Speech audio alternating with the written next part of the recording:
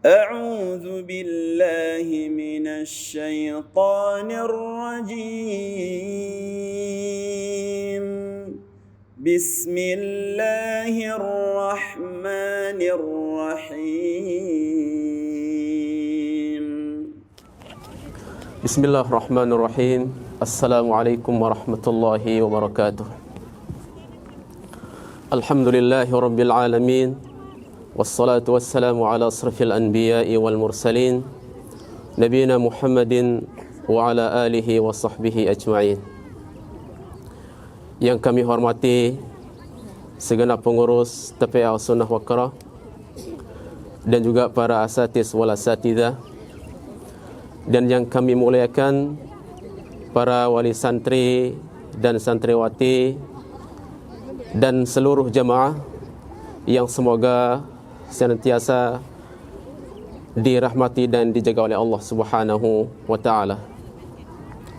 Alhamdulillah, kita bersyukur pada Allah Subhanahu wa taala atas segala nikmat yang Allah telah limpahkan kepada kita semua, sehingga di pagi hari yang berbarakah ini kita bisa berkumpul dalam menghadiri acara ini. Mudah-mudahan kita berharap kepada Allah Subhanahu wa taala apa yang kita lakukan di pagi hari ini adalah dihitung sebagai amal kebajikan di sisi Allah Subhanahu wa taala yang Allah balas dengan surganya. Allahumma amin. Ayolah ikhwah wal akhwat, para jemaah sekalian rahimani wa rahimakumullah, merupakan sebuah kebahagiaan, bahkan merupakan sebuah kegembiraan bagi kita sebagai orang tua tatkala Allah Subhanahu wa taala memberikan kepada kita kemudahan dan taufiknya untuk memasukkan anak-anak kita ke dalam lembaga-lembaga pendidikan yang di situ diajarkan Al-Quran, diajarkan sunnah Rasulullah SAW dan akidah yang benar, dan bagaimana cara beribadah kepada Allah Subhanahu wa taala, dan juga diajarkan bagaimana agar dia bisa membaca Al-Quran dan menghafal Al-Quran yang merupakan kalamullahi azza wa jal. Kenapa kita harus berbahagia? Karena kita semua mengetahui bahwa orang yang menghafal Al-Quran merupakan orang-orang yang Allah muliakan dunia dan akhirat. Sebagaimana telah disebutkan dalam banyak hadis dari Rasulullah SAW, di antaranya adalah hadis dari Abdullah bin Amr ibn al-As radhiyallahu anhuma, bahwa Nabi SAW pernah bersabda, yuqalu li sahibil Quran iqra wartaqi, bahwa nanti pada hari kiamat akan dikatakan kepada sahibul Quran, yaitu orang-orang yang membaca Al-Quran, menghafal Al-Quran, mengamalkan Al-Quran, bacalah, wartaqi, dan naiklah ke tingkat surga berikutnya, warattil kama kunta turattilu fid dunya, dan bacalah Al-Quran dengan cara perlahan sebagaimana dulu engkau membaca Al-Quran di dunia dengan tartil, yaitu dengan cara perlahan.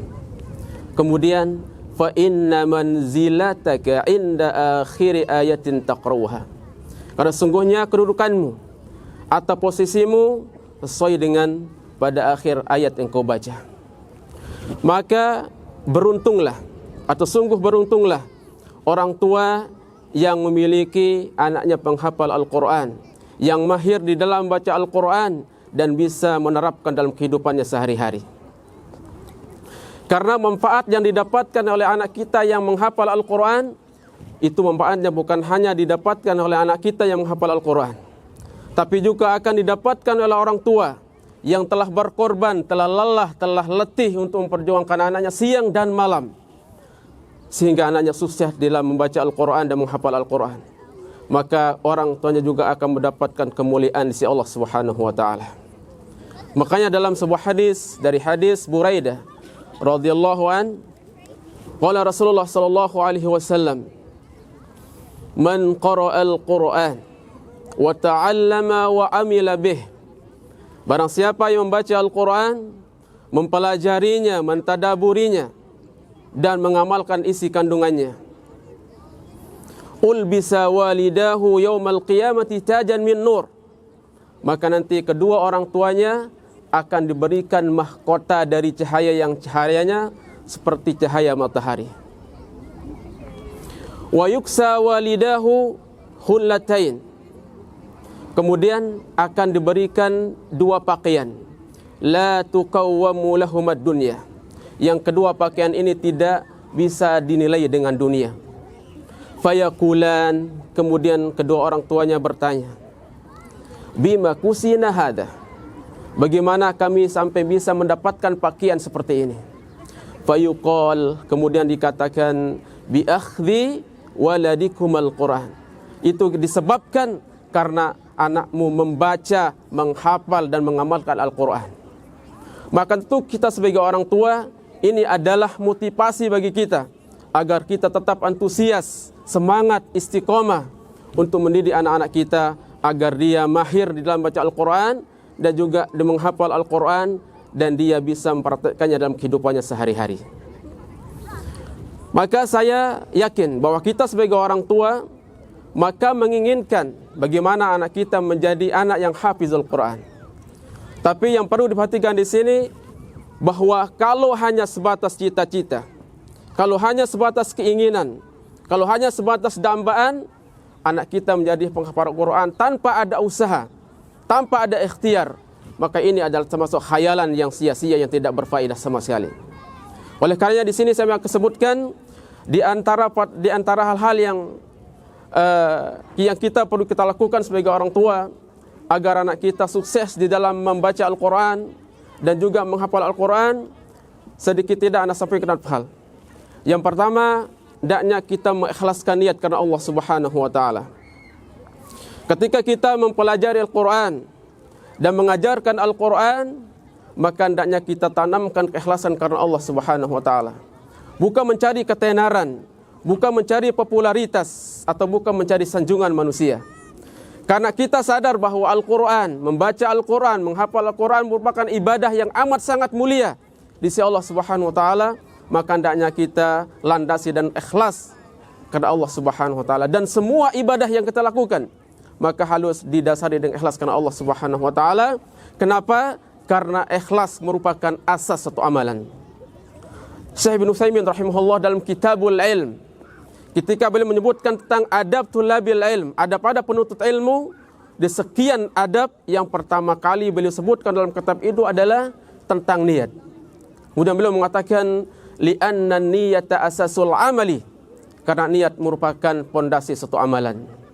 Kemudian kata yang kedua, hendaknya kita sebagai orang tua sering-sering mendoakan anak kita agar anak kita dimudahkan dalam belajar, dimudahkan dalam membaca Al-Quran, dimudahkan dalam menghafal Al-Quran, dan dimudahkan dalam menuntut ilmu, dan juga dimudahkan untuk mengamalkan ilmunya.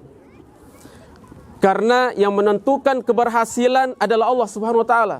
Adapun manusia hanya sebatas ikhtiar, hanya sebatas usaha. Yang menentukan adalah Allah Subhanahu wa taala. Maka hendaknya kita berdoa kepada Allah Subhanahu wa taala. Karena doa itu adalah Allah Subhanahu wa taala yang merintahkan. Allah sebutkan dalam surah Al-Ghafir, wa qala rabbukum ud'uni astajib lakum. Rabb kalian bersabda, maka hendaklah kalian meminta, berdoa kepadaku, niscaya aku kabulkan doa kalian. Innal ladzina yastakbiruna ibadati sayadkhuluna jahannam dakhirin.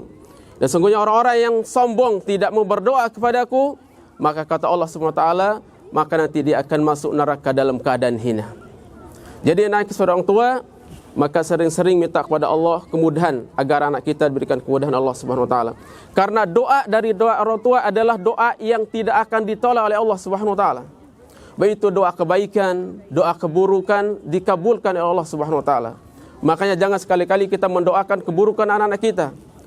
Terutama ketika kita marah, terkadang kita tidak sadar doa keburukan yang kadang kita doakan untuk anak kita. Hati-hati. Oleh karenanya Nabi SAW bersabda dalam sebuah hadis, "Thalasu da'awatin la turaddu." Ada 3 doa yang Allah tidak akan tolak dari 3 orang. Yang pertama, da'watul walidi liwaladih, yaitu doa orang tua untuk anaknya. Kemudian yang kedua, da'watul musafir, yaitu doa orang yang melakukan perjalanan jauh. yang ketiga da'watul mazlum, yaitu doa orang yang dizalimi. Kemudian yang ketiga adalah bersabar. Ketika kita mengajarkan anak Al-Quran, maka hendaknya kita bersabar. Karena terkadang kita menghadapi ada anak yang lambat pahamnya atau susah untuk menghafal, maka di sini kita butuh kesabaran. Atau mungkin tempat yang ngaji jauh dari rumah, ini butuh kesabaran untuk mengantarnya. Dan jangan tergesa-gesa. Terkadang ada sebagian orang tua dia mengkiaskan atau membanding-bandingkan anaknya. Apabila ketika anaknya lambat paham atau menghafal Al-Quran, kadang dia banding-bandingkan dengan anak orang lain. Maka seperti ini adalah tidak benar. Intinya kita bersabar, karena bersabar itu adalah merupakan pintu menuju keberhasilan. Dan jangan tergesa-gesa, karena tergesa itu adalah syaitan. Disebutkan dalam sebuah hadis dari Anas bin Malik radhiyallahu an, Rasulullah SAW pernah bersabda, at-ta'anni minallah wal ajalah minasyaitan. Jadi sifat tenang, santai itu dari Allah, adapun tergesa-gesa itu dari syaitan. Kemudian yang keempat adalah ta'awun. Adanya kerjasama antara guru dengan orang tua. Oleh karena ketika orang tua menyerahkan anaknya ke markas-markas tahfiz atau lembaga pendidikan yang lainnya, maka hendaknya orang tua harus ada kerjasama, partisipasi. Jangan menyerahkan semuanya kepada ustadznya. Paling tidak orang tua ada perhatian. Dia bertanya bagaimana, sejauh mana anaknya sudah menghafal Al-Quran, atau bagaimana tingkatan baca Al-Qurannya. Terkadang ada sebagian orang tua tidak peduli apakah hanya sudah bisa baca Al-Quran atau tidak. Maka hendaknya kita sebagai orang tua harus ada perhatian, dan kita tanamkan di dalam diri kita bahwa kita adalah pemimpin di dalam rumah tangga. Karena Nabi SAW bersabda, kullukum ra'in wa kullukum mas'ulun an ra'iyatih. Setiap kalian adalah pemimpin, dan setiap pemimpin akan diminta pertanggungjawaban di sisi Allah Subhanahu wa taala. Mungkin ini adalah di antara kiat yang bisa saya sampaikan, bagaimana agar kita sukses dalam mendidik anak, agar apa yang kita dambakan, agar anak kita menjadi hafizul Quran. Dan apabila kita sudah jalani apa yang disebutkan tadi, insya Allah kita akan sampai pada tujuan. Dahulu ada pepatah Arab pernah mengatakan, man sara ala darbi wasal. Barang siapa yang berjalan di atas dalurnya, maka pasti dia akan sampai pada tujuan. Mungkin ini yang bisa saya sampaikan. Mohon maaf ada atas kekurangannya. Wassallallahu ala nabiyyina Muhammad wa ala alihi washabbihi ajma'in. Wa akhiru da'wana alhamdulillahi rabbil alamin. Wassalamualaikum warahmatullahi wabarakatuh.